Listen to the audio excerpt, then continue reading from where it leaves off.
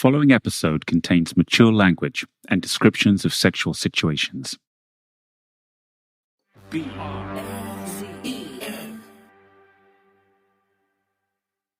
Leonard looked at me, was immediately enraged by my comment, and he stood up and, he pounded on the table a few times with his fist. He told me, I think, was I calling him a liar? David Schaus, a 25-year-old Navy lieutenant from Portsmouth, New Hampshire, had just challenged Leonard Francis, the most powerful contractor to the Navy in the Pacific. And by this point, nobody questioned Leonard the legend. He was in my office at the time, and he's a big guy, and he's a heavy guy. At the time, I think he weighed about 400 pounds. I can remember him standing up and using his height, and I'm not a huge guy, I'm 5'9", and I remember him hovering over me. And we exchanged a few words. He was yelling, I was trying not to. Hong Kong, 2004. Was he there to railroad it through in some ways? Oh, yeah. He was going to shove this through and show us how it's done. And intimidate you? Or try to? Oh, yeah. His intention was certainly to intimidate me. David, who is smart and doesn't suffer fools, had found something amiss, and he wasn't scared of pointing it out. The USS Abraham Lincoln strike group had just docked in Hong Kong, and David, who was an assistant officer in charge of an office in Hong Kong that helped supply US Navy ships, suspected Leonard was overcharging for fresh water. Maybe there was 5 people sitting around a table. As they were going through everything, I recall saying, hey, this quantity for fresh water for this destroyer doesn't make sense to me because a destroyer can't hold that much water. Leonard was furious. His company, GDMA, had just won the contract to supply US Navy ships in Hong Kong, and he wasn't going to stand for a junior officer questioning his invoices. He said, I don't take orders from lieutenants. He said that very specifically to me. And I found this very strange because I'm a junior officer, but I'm still a commissioned officer in the Navy. And in my mind, he's just a contractor. He provides us with water and water taxis, and we need those things. And I'll give him that respect, but he's not in a position to overrule and tell me that a destroyer can hold more water than the tanks can hold. I mean, that was kind of where I was coming from. David is not the kind of person to back down. GDMA was clearly trying to push through fraudulent invoices, and Leonard was facing an unusual situation. Someone from the Navy, however junior, had crossed him. When I told him to leave, he wasn't leaving. He was just standing there because he didn't want to obey an order from me, is kind of how I felt he was thinking about this, because he would only listen to an admiral, not a lieutenant. I can remember thinking to myself, am I going to call the police and have the police come and take this guy away for trespassing? But yeah, it was strange. It was negative. And nobody had told me beforehand that, well, you got to be careful of this guy, or, gave me a heads up that this guy has a lot of powerful friends. I had no idea really who this person was. He was simply a contractor. David couldn't have been more wrong. I'm Tom Wright, and this is Fat Leonard, a podcast from Project Brazen. We've been charting the rise of Leonard Francis, who corrupted the US Navy in the worst military fraud scandal since the Vietnam War. The story is still playing out, and we have exclusive access to Leonard, who's under house arrest in the US, awaiting his fate. In this episode, we're going to hear how some righteous Navy officers begin to question Leonard's corrupt practices. At first, they're ignored, as Leonard's cozy relationship with admirals gives him cover to carry on. But as defense budgets get squeezed and the fear of terrorism recedes, the spotlight finally falls on Leonard. And cornered, he'll do anything to survive. Hello, a quick favor. We're conducting an audience survey, and we'd be really grateful if you could take just a few minutes and answer our questions. Please visit survey.prx.org/brazen to take the survey today. That's survey.prx.org/brazen. Thanks.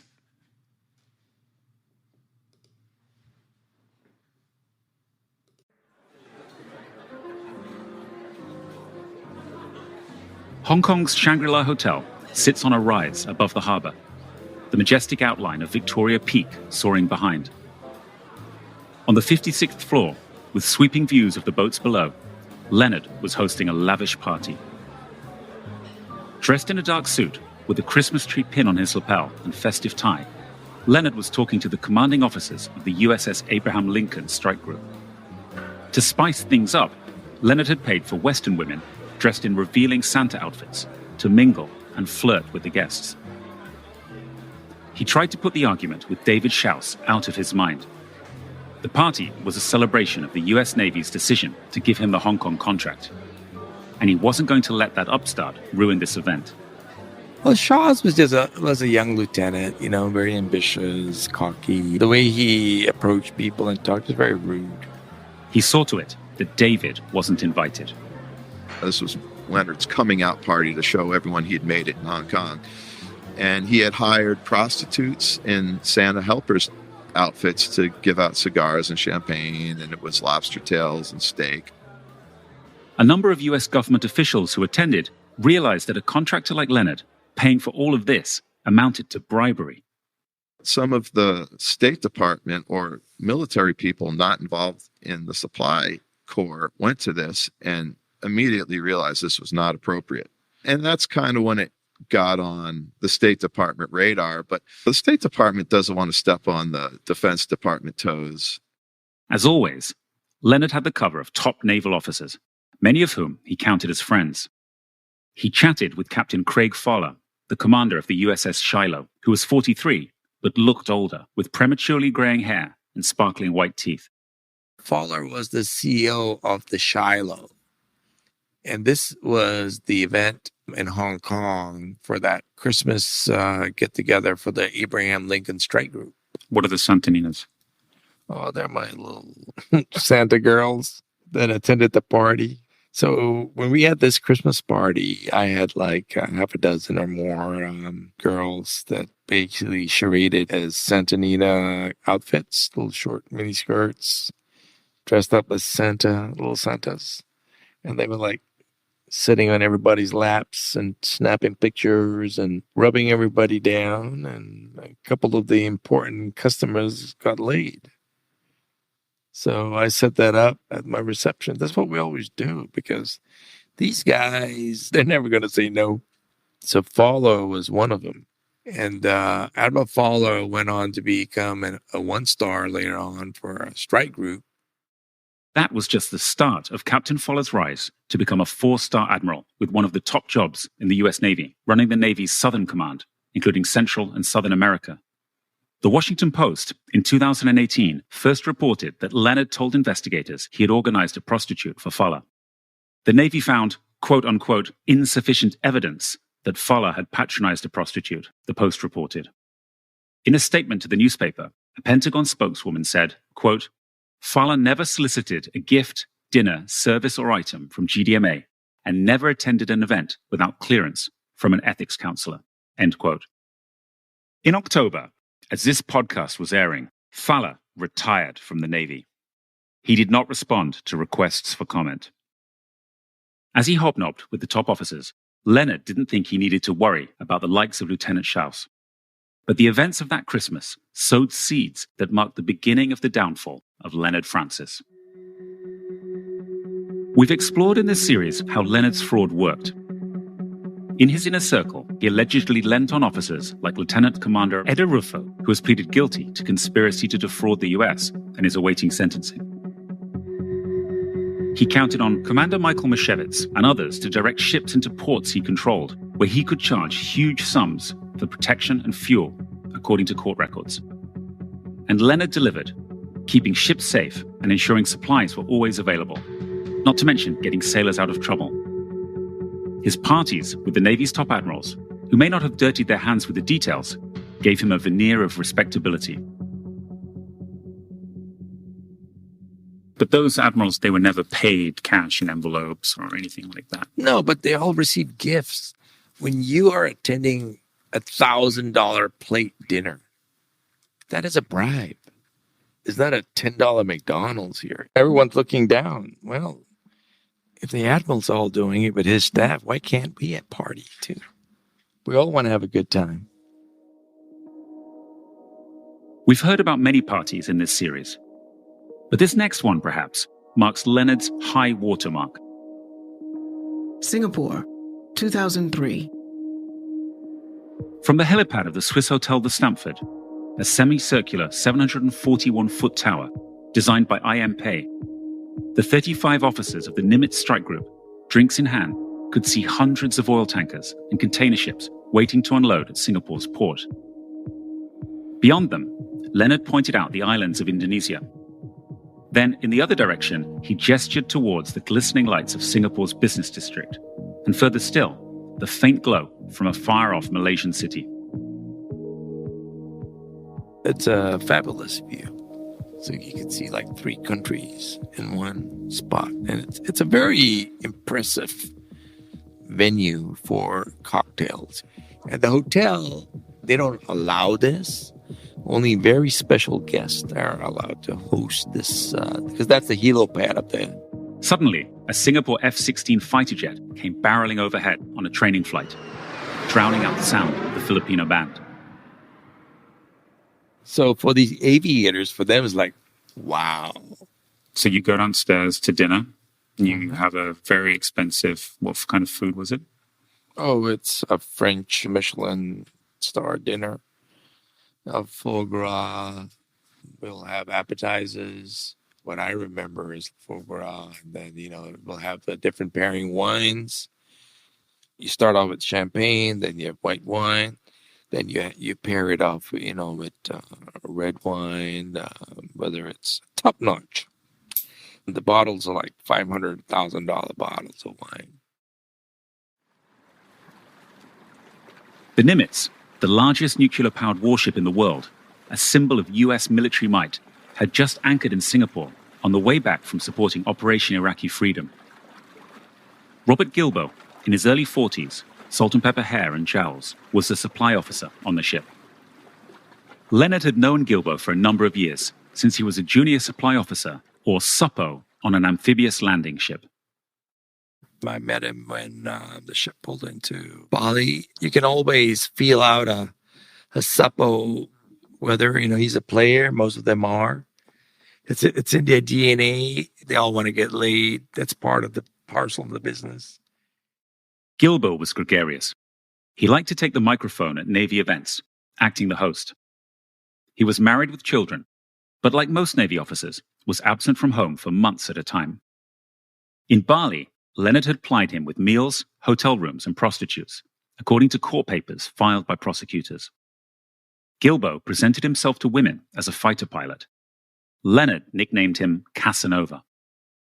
Servicing the Nimitz, with over 5,000 crew and 90 aircraft and helicopters, is a prestigious and lucrative job for a husbanding agent. So Leonard was putting on a celebration and making the point that his company was now playing in the big leagues. You're having a good time, you get drunk, and then everyone's got a room in the hotel. Is that right? Or are they going back to the ship? No, not everyone. So what I do is I would always have available 2-3 rooms.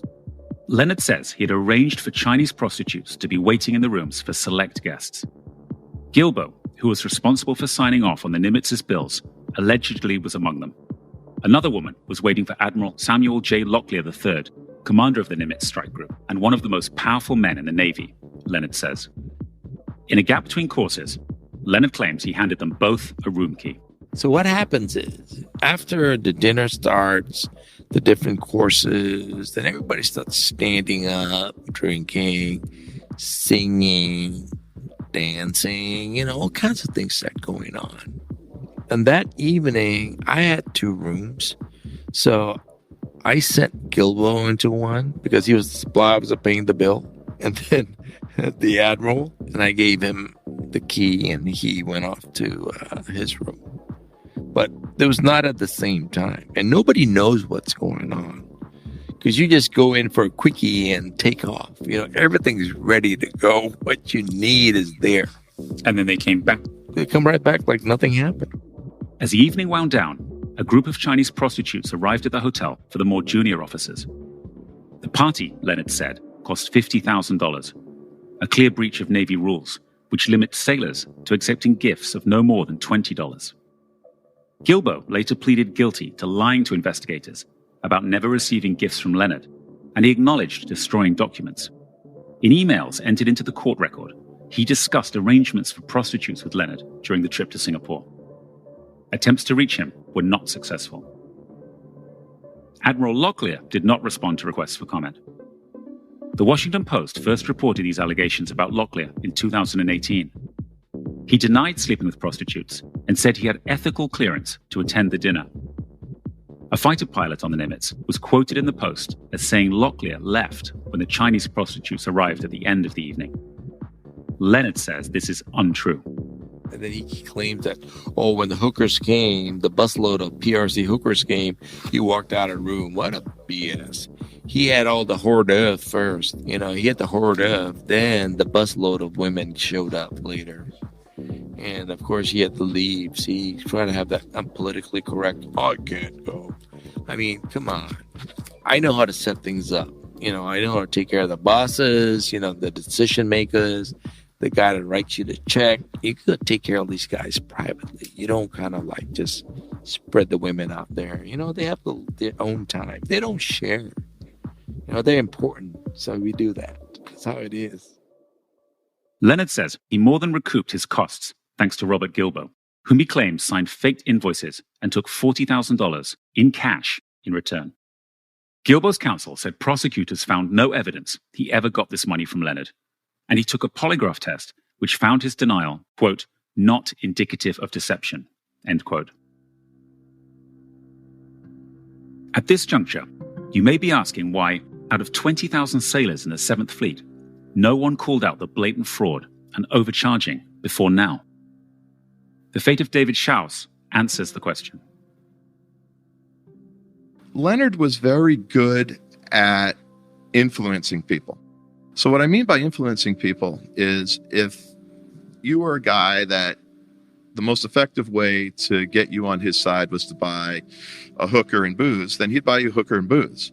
If you needed cash, then some people, like my commanding officer, just very lazy. So every time I did something that inconvenienced Fat Leonard, he would write a letter to the chief of contracting. David says he was told by his boss to stop asking questions about Leonard, including the overcharging for water. Lieutenant Schaus, get back in your box. Do not investigate Glenn Defense. Lieutenant Schaus, it is not your job to investigate Leonard Francis. Lieutenant Schaus, I'm ordering you to stop this. I pushed back against him. And I said, why? I was always taught that it's everybody's job to call out fraud, waste, and abuse. David's complaints went nowhere. Hong Kong, 2006. 2 years later, when the USS Ronald Reagan aircraft carrier sailed into Hong Kong, a supply officer on board tried to get David to sign off on some inflated invoices for sewage removal. This time, he was at his breaking point. He decided to contact NCIS. You may know of the Naval Criminal Investigative Service, or NCIS, from the beloved TV show on CBS. NCIS, now on its 19th season, is the second longest running scripted TV show after Law & Order Special Victims Unit. The NCIS's primary role is to investigate criminal activities involving the Navy and Marines. It was set up in 1992 under civilian leadership after the failure of the Navy to prosecute anyone for their role in the tailhook sexual assaults the year before, which we explored in Episode 3. Not surprisingly, the real NCIS bears little resemblance to the TV version, where Mark Harmon plays a former Marine sharpshooter who holds corrupt officers to account. I immediately picked up the phone and called NCIS and said, Ronald Reagan just told me that they had falsified all the invoices or some invoices in Port Klang, and that they intend on falsifying the invoices in Hong Kong. I said, I'm asking you to do an investigation on this. NCIS officers interviewed David and the commanders on the Ronald Reagan and prepared a report. But unlike the TV show, the real NCIS lacks the power to prosecute cases. Instead, it handed the report to the commanding officer of the ship. The Ronald Reagan's commanding officer was Captain Terry Kraft, who would later become an admiral. On that visit, Kraft attended a dinner in Hong Kong organized by Leonard that cost almost $800 per attendee, according to a later censure letter issued by the Navy's secretary. He issued a Bravo Zulu commendation letter for GDMA, calling it the best contractor in the world. A copy of the NCIS report, laying out David's claims, says the commanding officer of the Reagan, that is Kraft, be apprised of its contents. The NCIS closed its investigation without any action. In an email, Kraft said the Bravo Zulu was a pro forma document issued by the supply department. He said he had ethics approval from the Navy to attend the dinners, for which he paid over $100. And Kraft said that he was not made aware of the NCIS report. And if you think about it, that's the core of the problem. What David experienced played over again and again. A number of Navy supply officers who ordered provisions for ships from the husbanding agents began to make complaints about Leonard's high costs. In fact, the NCIS opened 27 files around this time, according to law enforcement records obtained by the Washington Post. But the agency closed them all without action. Let's remember that NCIS has so much egg on their face over this. This was just more egg on NCIS's face because, I'm sorry, what else could I have done that would have been a stronger action? Leonard had the ships in his pocket, and he used his Bravo Zulus to block anyone questioning him and to make these inconvenient NCIS investigations go away. So if they would shut me down, who else did they have? And then, although there was all this investigation and complaints from people like Schaus, but 99 times I was doing a great job. Everybody gives me Bravo Zulus. So, all this investigation is unsubstantiated. Yeah, everybody knows, he's overcharging us. Okay, where's the proof, There was no proof. David was often alone in the small supply office in Hong Kong. So when the USS Blue Ridge came into port, he looked forward to the socializing. The only time I really saw what I would say is colleagues was when the ships came in. And, I'd like to go out and have a beer with some of the junior officers. And it was just a different kind of socialization than I got in Hong Kong, where I didn't have my colleagues like this. But many of the officers on the Blue Ridge stayed away from him, David says. And that made me feel bad. I didn't want to be the snitch, but I simply wanted to do my job and, be able to socialize with my colleagues. Soon after, David left the Navy, disillusioned. Leonard claims he saw to it that the Hong Kong Ship Supply Office was shut down, further reducing any scrutiny. His position went away. We shut him down, and then basically the liaison office, that position was actually taken out. That was part of, my way of getting rid of troublemakers in the Navy. Leonard was so influential that he could get a Navy position eliminated. But David wasn't finished yet. Out of the Navy, David took a job in Hong Kong working for a contractor that competed with Leonard. He was bent on revenge. There had always been rumors about Leonard's criminal past, his jail time for armed robbery in the 1980s, and David had a friend who worked in security for an investment bank pull up the court records. He set up an anonymous email account, fraudjohn23@yahoo.com, and sent the documents to the State Department and NCIS. I faxed and emailed that to every defense attaché and military person I could find an address for in Southeast Asia. Under US Navy laws, a contractor can't have a criminal record. The NCIS somehow worked out that David, considered a troublemaker, was behind the anonymous email. And then I get a call from NCIS asking if they can come interview me. Special Agent Albert Wong came to Hong Kong, came to my work, interviewed me. And now I agreed to be interviewed. And all he wanted to know is if I sent this. And I would never admit to sending it. Yes, I sent it. But at the time, I wasn't going to admit it because I didn't have to. I was not in the Navy anymore. But what really struck me about this is that Special Agent Albert Wong never asked me a single question about the veracity of any of the complaints that were in this letter. All he wanted me to say is that I had done it so that he could somehow warn me about doing this again. And they continued to use Fat Leonard as a contractor. Oh, yeah, they continued. Oh, yeah, until 2013. So it was quite amazing to me that somehow that didn't even stop him. It was just clearly he was in violation. He was not eligible to have that contract. So clear. Yet not even that could pierce his shell of defense. Agent Wong referred questions to the Navy, which declined to comment. Today, David still lives in Hong Kong with his American wife, a lawyer, and children. Like most whistleblowers, his experience of being ignored has left its mark. Not long ago, he gave up his US passport for a Hong Kong one.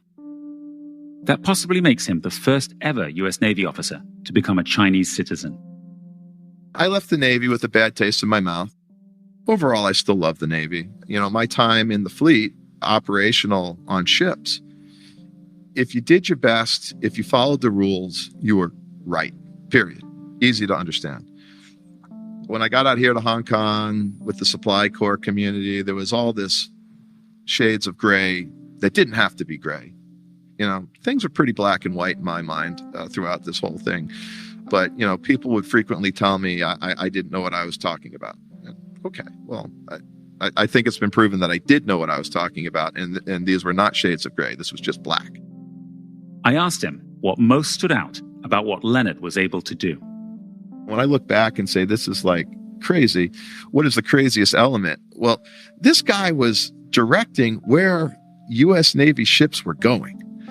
I mean, a battle group with 10,000 sailors was being basically directed to Port Klang instead of, say, Hong Kong or another port because Leonard wanted to make more money. Well, David's right. That's pretty remarkable. But it's not the craziest part of this story. Leonard was about to corrupt the investigators. Singapore, 2010. David felt like he'd failed. But just after he left the Navy, another official picked up the baton. A Navy civilian called Teresa Kelly. She recently had joined the supply office in Singapore. Blonde, in her 40s, Teresa had quickly built a network in the office and drank with the senior officers at the Terror Club, a bar and pool at the US Navy base. She was well-liked, open and friendly, but also tough. After Barack Obama became president and the war on terror slid down the agenda, the Navy was reining in its budgets. Teresa's job was to negotiate the contracts with Leonard's company, and she paid extreme attention to detail. Why did all of these investigations gain traction at this time and not before? What was the big difference? Well, there were too many haters there, and the Navy was basically broke. The new administration of President Obama, the military budget was cut, and there was a couple of haters, there, like Teresa Kelly. Teresa was principled and determined. She knew Leonard was overcharging, and crucially, for this story, she was not susceptible to Leonard's bribes of cash or prostitutes. And she wouldn't be swayed by other Navy officers just to let it drop. Teresa Kelly just had a personal vendetta to go after us. Why was it personal for her? She was just a hater. She was just like a hound dog, She'll bite and she won't let go. She'll just keep bugging you and bugging you and bugging you and bugging you. That's the way she is. Teresa sent an email to a male colleague in the contracting office in Singapore outlining her suspicions that Leonard was bloating his costs to protect Navy ships in Thailand.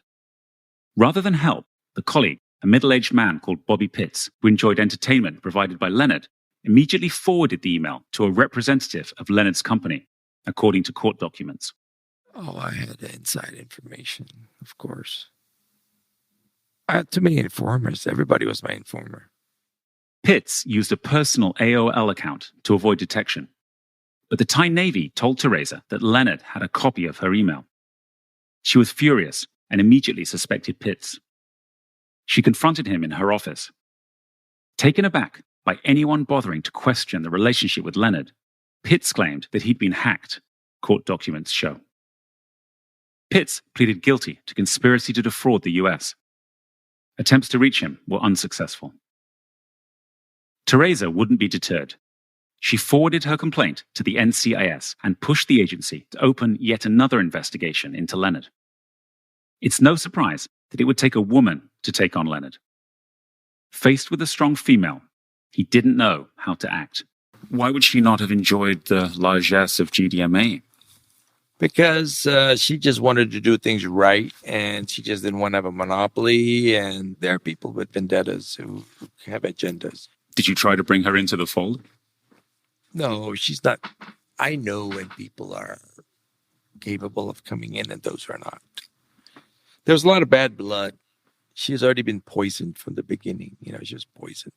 But it's very unusual. Yeah, Kelly's the kind of woman is, once it's ingrained in her head, she's not going to change her mind. Leonard was starting to get worried. He'd swatted back complaints by David Schaus and others. But with a strong opponent in Teresa, this investigation didn't look like it was going away.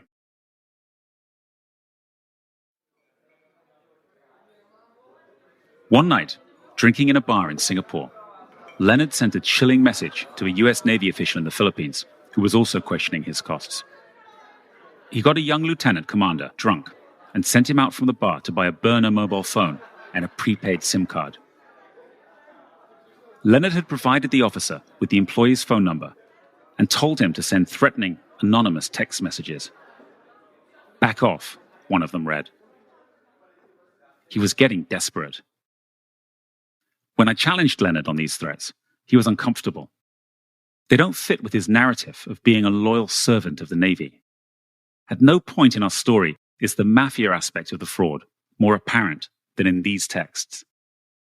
He tried to make it sound like the young lieutenant commander, not Leonard himself, was behind the threats. Look, in my business, I didn't have to cause any harm. I kind of used more of the chain of command. I didn't have to use, heavy-handed cases. Threats. Why did he do that? Oh, just to impress me. Honestly, if there were many opportunities, if I was really in that, wanted to do something like that. But, I got a conscience. I don't do such things. I was more of like using the Navy against the Navy. This is bluster. Leonard was destabilized by Teresa's doggedness and the questioning of other Navy officials, and he feared he was losing his grip. The threats didn't work. Teresa continued to press, and the NCIS investigations rolled forward. Leonard needed to stay one step ahead. He needed a mole in the NCIS, and he found one in John Beliveau II, a rising star at the agency. Were you aware that the NCIS was investigating? Was that one of the reasons you wanted to get to know him? No, Beliveau came to me with information. I didn't even have to ask him. He'll come tell you. The information Beliveau had to impart was most unwelcome. After years of failure, the NCIS was finally taking matters seriously this time around.